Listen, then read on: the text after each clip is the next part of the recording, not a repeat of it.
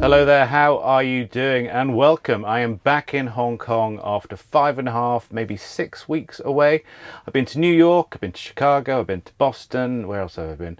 I've been to Arizona, I've been to London, I've been to Manchester, I've been to lots of record shops, I've been to some bands gigs, which was rather fun. I've also done quite a lot of work stuff, which is quite exciting. And I thought I'd be coming back to loads and loads of technology, law changes and exciting things to talk about. But the zip, we've got We've got the metaverse not really being much of a success for Mark Zuckerberg, which isn't really news. We've got Elon Musk allowing his satellites to be used by Ukraine, then threatening to charge for them, now letting them home for free. It's kind of news, I suppose, not really news. No more regulation of crypto announced, everyone's still waiting. Meanwhile, crypto doesn't seem to be doing fantastically well at the moment, but then neither is anything else, let's be perfectly honest. We've also seen a lack of interest in NFTs, so we're seeing stagnation. We're seeing everyone be a bit concerned as should they be spending money, should they be investing, what should they be doing? And the reason for that is because the world is in a bit of a mess. So I have a very good friend who is a historian of military history, and he describes it very similar to the way we were in the early parts of the 20th century, which is great if you're into that sort of thing. But for me, I'm like, really? That was a time of massive upheaval.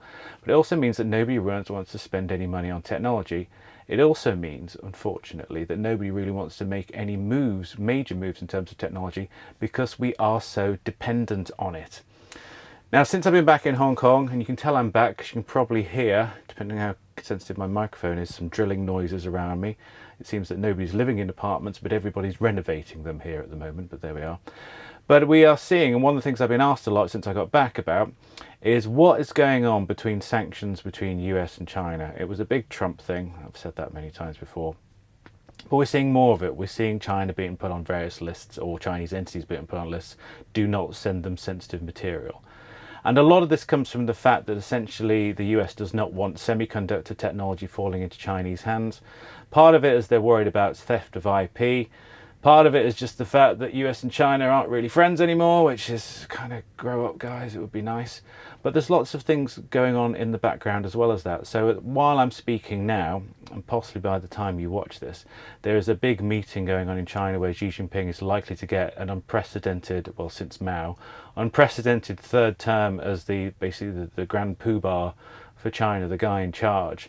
That's raising concerns because in the time that he's been there, certainly during COVID, Hong Kong has seen some of it, but China's seen the most of it. There's been a real shutting down, a real closing down to the rest of the world, partly to prevent against COVID, but also there's a concern that there's a real shutting down from China, US not shutting down, but moving away from China, a real nationalization of everything. That's probably not the right word to use, but the fact that the world seems to be becoming a bit more segregated and certainly a lot more shouty. Now that spells a lot of problems for tech. Now, the things I've been asked about by press is what's happening with sanctions, and yeah, US doesn't want China to use its tech. To a certain extent, China doesn't really want US stealing its really cool tech, but US doesn't want to use any of China's other tech for fears of spying. Think about what happened with Huawei, with Hikvision, any of those. That is a problem, but I think things are going to get a lot worse. We don't have any new laws coming into effect apart from the Chinese data laws, or anything new on the books that's really worth a video right now. But I do think what we're going to see is possible legislation, certainly directives between different jurisdictions, possibly West versus East, controlling how technology is used, controlling what sort of data can be passed between countries, regardless of whether you've got data controls in place. Now, I'll give you a couple of examples. We've already got the Chinese Personal Information Protection Law, which next year will be when you've got to abide by it. That's stopping, to a certain extent, data from China going into other jurisdictions. There's various hoops you have to jump through. I've done loads of videos on that, just watch those. But I think there's more concern now as to what sort of data is being harvested by other jurisdictions from places like the US, Europe and the UK. I don't know if, I can't use it here. It's not available in Hong Kong. TikTok, but it's huge everywhere else. You can make millions being a TikTok star. I could put this video on TikTok and then have like a clown pour some soup on my head, and I'd be an instant billionaire apparently. There's more concerns that actually the data that TikTok's collecting, because it is owned by a Chinese entity in a very long, complicated string of who owns what, who owns what, who owns what. But the data may be finding its way back to China, almost certainly is, and there's concern that data is then falling into the wrong hands and may be used somehow against against the US or wherever it's coming from. And I think that's going to carry on. I think now we're seeing this separation of the technology world. We're also seeing, partly because of COVID restrictions in China, more big technology companies, not just tech companies, moving their manufacturing out of China where it's traditionally taken place, using somewhere else. Either they're moving it to places like India, or maybe not Africa quite so much because China has such a foothold there, or Mexico, or wherever. And that's going to bring the prices up of tech. It's also going to make things a bit more difficult in that it will upset the supply chains. The supply chains have already upset, and we're all in a bit of a free fall. So what am I trying to say? I'm trying to say that I think that the days of having this free access to technology, these great innovations that would be shared across the world, they kind of might be coming to an end. Now, for a consumer level, you're always going to get, I'm a sucker, see, I bought one. You're always going to get the new iPhones, consumer level tech. You may find more controls on where the data from your iPhone can be sent, but we've already got those. But in terms of technology related that could be used, for example, for military use, I think we'll find more limits on what can be done with it. Certainly there's a bit of that already, but there'll be less sharing.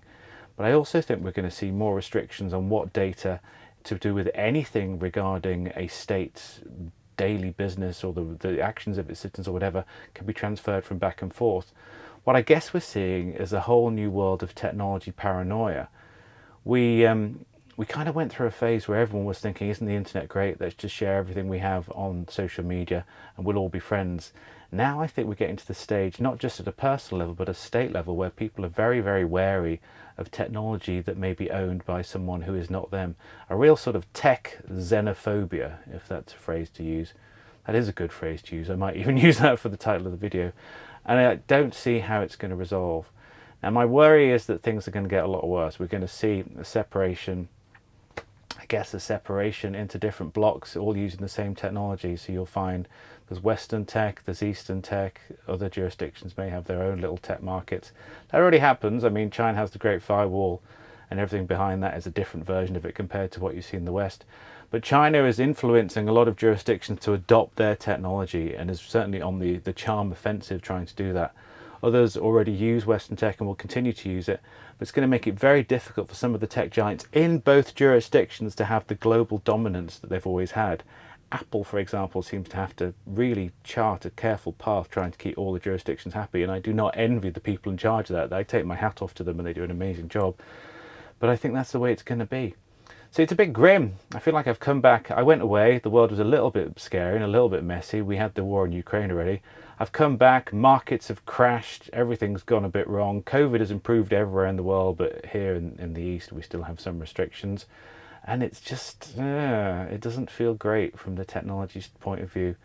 I still want the new Oculus Meta headset, but will I be able to use it in this part of the world? Maybe I'll suddenly find that Hong Kong falls behind the Great Firewall or something. Who knows? So yeah, pretty crazy. Now I'm doing a lot of stuff now I'm back. I'm actually speaking tomorrow, but I probably won't put this video in time for you to go to it, where I will be talking about Chinese data laws, which people might be sick of, but there we go. I'm also speaking in November about the metaverse for the Financial Times forum, which I'm rather excited about, and all the things that go with that. But we will see. I wonder, what I'll do is I'll revisit this at the end of the year. I always do my tech predictions for the next year. I'll do that in a couple of months and see if I feel more positive than I do now. At the moment, I feel the technology world is a fairly bumpy road. It's probably good for lawyers, but sometimes what's good for lawyers isn't necessarily good for anything else. Can't believe I'm saying that, it's terrible.